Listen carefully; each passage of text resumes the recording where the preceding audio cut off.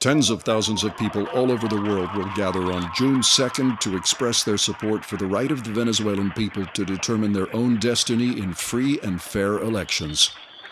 We strongly reject the undemocratic methods that the Venezuelan regime has used to manipulate the recent April 14th presidential elections.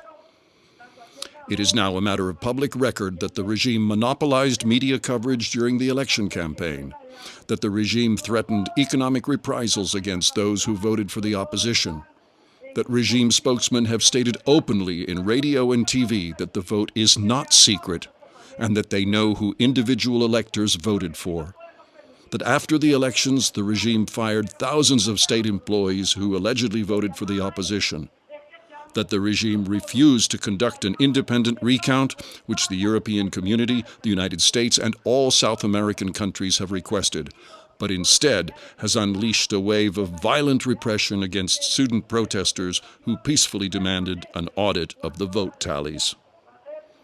Today, it is an established fact that Venezuela as a sovereign nation no longer exists. In the last 10 years, at Chávez's behest, as many as 100,000 Cuban government agents have taken over all vital security, military, communications, and civil registry and citizen identification functions within the government.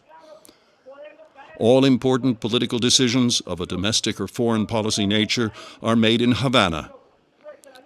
Cuban-trained guerrillas attempted to invade Venezuela several times in the 1960s. Today, Cuba has taken over our country without firing a single shot.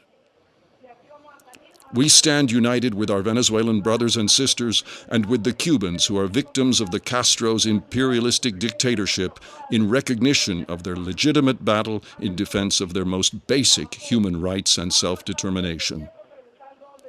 Venezuela and Cuba are two countries. They are two peoples, but they have a common enemy: the Castro communist imperialist dictatorship.